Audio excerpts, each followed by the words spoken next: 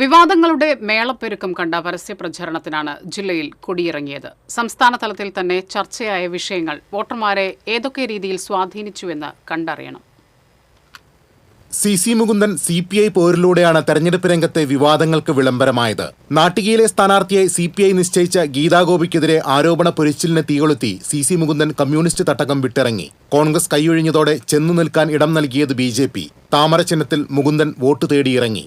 ഏറെ ചർച്ചകൾക്കൊടുവിലാണ് UDFൽ സ്ഥാനാർത്ഥി പട്ടിക പൂർണ്ണമായത്.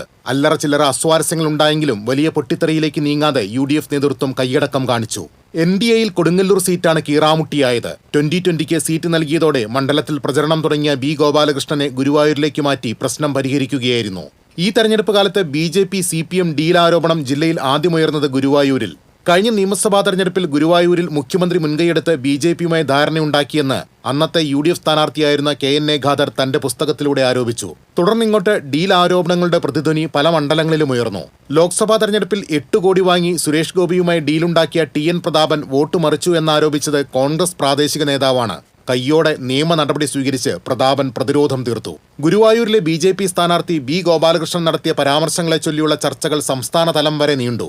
വർഗീയ ചേരിതിരിവുണ്ടാക്കുന്നുവെന്ന് കാണിച്ച് ഗോപാലകൃഷ്ണനെതിരെ തെരഞ്ഞെടുപ്പ് കമ്മീഷന് പരാതിയും പോലീസിൽ കേസുമൊക്കെയായി നടപടികൾ തുടരുകയാണ്. തൃശൂരിലെ UDF സ്ഥാനാർത്ഥി രാജൻ പല്ലനെതിരെയും LDFന്റെ പരാതി ഉയർന്നു.